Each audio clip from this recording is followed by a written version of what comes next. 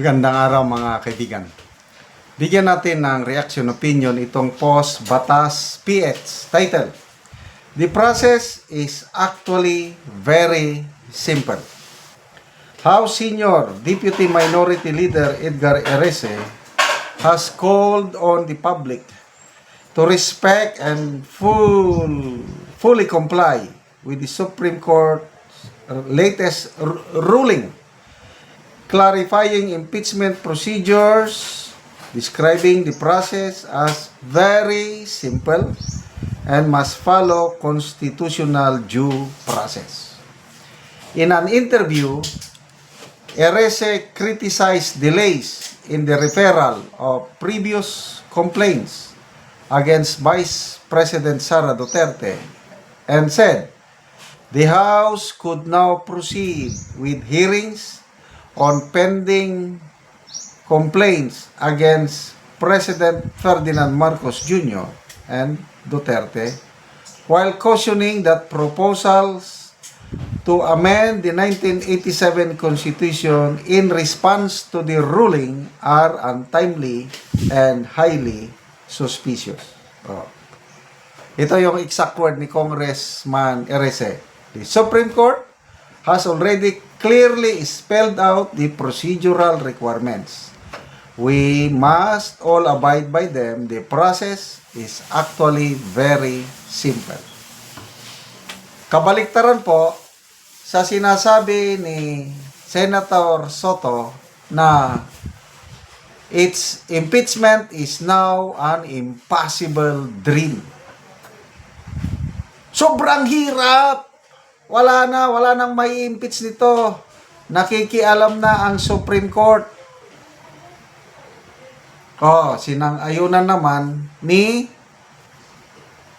Ombudsman Boying Rimulya. So, ang tono na ngayon is palitan na natin, iamin ng konstitusyon kasi ang Supreme Court, sila naman ang nag-amin sa konstitusyon, trabaho naman natin yan, di tayo na lang mag-amin. Ganon. So, tanong, kanino tayo maniniwala?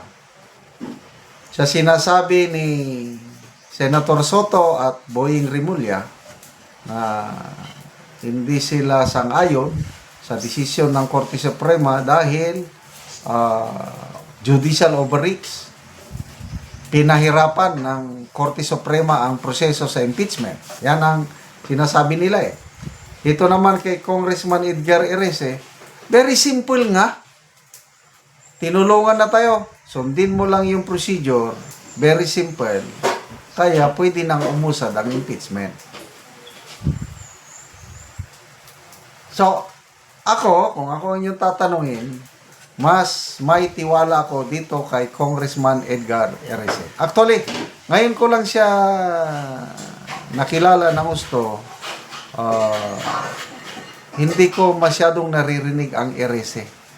Ito, hindi siya pro Duterte Member ito ng Liberal Party. Minority siya. Kaya lang, isa sa mga hinahangaan kong kongresista, kaparehas niya si Congressman Toby Chanco, na patas lang ang paningin nila. Ang kanila, walang politika eh. Ano ang mas maganda para sa taong bayan? Ganon ang tinitignan nila palagi. Kung ano yung maganda, doon tayo. Kaya salamat at meron tayong Congressman Edgar Erese sa Kongreso na inuuna ang taong bayan, hindi yung pampolitika. So ako, mas naniniwala ako dito kay Congressman Erese kumpara kina Ombudsman Rimulya at Senator Soto. Basa lang tayo sa mga comments Francisco Matienza, para sa akin, opinion, parang judicial legislation na din yun. Magiging legal basis yan in the future. Bart Torres, yung mga anti-Duterte lang naman ang dismayado sa desisyon ng Supreme Court, lalo na si Attorney Judge Soto. Adel Gonzalez. Simple, unahan ang pagsampa. Dindo Hidalgo, what if Congress made new rules on impeachment which is solely within the justification of Congress? Can the Supreme Court interfere? Yes, ang tawag dyan is judicial review. Ang Kongreso, ang karapatan nila, ang mandate nila is mag-initiate ng impeachment, at ang Senate naman ang judge, ang korte. Kailang, hindi ibig sabihin na hindi pwedeng makialam ang Supreme Court pagdating sa interpretation of the impeachment provision sa Constitution. Kaya, ang tawag nga sa kanila is final arbiter of the Constitution.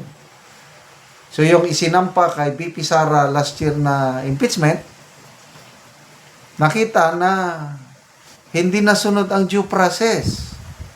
Nilabag nila ang Konstitusyon. Kaya, tumakbo ang kampo ni BP Sara sa Supreme Court. So, may question na ngayon. Nag-decide ang Supreme Court na unconstitutional yan dahil hindi nyo sinunod ang 1-year bar rule. Ganun lang. Ang decision ng Supreme Court is procedural. Technicalities. Ganun lang. Hindi yung may kasalanan ba o wala si BP Sara. Wala yun. Trabaho yun ng Kamara. Patunayan nila sa harap ng mga senador na nagkasala si BP Sara, then mag-decide sila.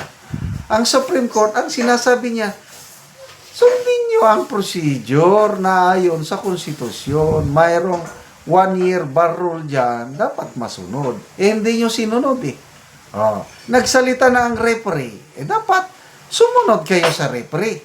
Ngayon, nang dahil lang sa ayaw nila sa desisyon ng Supreme Court, sinakyan na nila charter change. So ito, sinasabi ni Congressman Erese na parang may hidden agenda. Bantayan po natin yan. Dahil ako, nakita ko rin yan eh. Baka balik tayo sa unang charter change ng 2024 na babalik tayo na naman sa parliamentary form of government para maitsapuera nila si BP Sara mawawalan na ng election sa 2028. Salamat mga kaibigan sa inyong pagsubaybay sa ating channel. Nakakatulong kayo ng malaki sa tribong Talandig ng Bukidnon dahil ang income natin sa channel na ito is pantulong po sa tribo. Namimigay tayo ng libreng yero at pako para makapagpatayo sila ng mas maayos na tirahan. Panoorin niyo ang video na ito. Ang natagaan na mo o gero, so wala yang bana, so siya na ang nagdala.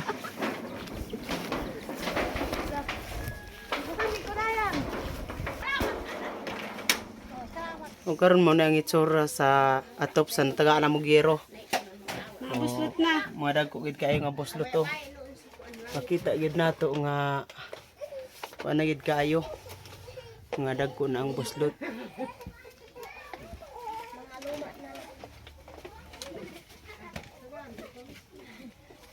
So karon pila na ni katuig ang inyong atop nga yero nga inani na ang itsura oh. Siyam na katuig. So dugay-dugay na gyud. Ngano man sa siyam na katuig nga kuan buslot nang inyong atop wala man mo nakapuli og atop. Ani. Kalisod wala giri atop namo. Tungod sa kalisod wala mo nakakuan gyud og inyong atop. So unsa ra inyong trabaho sa imong bana? Magmuso. Magmuso ra mo. Na kung walay muso, wala na gyud. So pila ka buok imong anak? Tulo. Tulo, so tanan naga-eskwela? Ang duha. Ang duha ga-eskwela. Unsa na yung mga grade? Grade 2. Grade 2. So siyam na katuig ang inyong balay. Inani na ang itsura. Asa ray karon imong bana? Nanggahad. Nanggahad siya. Amat sa Ginoo nga sa nagtabang sa sin nga magpadayon ng ilang pag hatag mga uban nga wala na tagaan. Diyan pa ang nanginahanglan nga sama kanako. Oo, so salamat kayo. Salamat kayo sa Ginoo. Oo, sige, sige.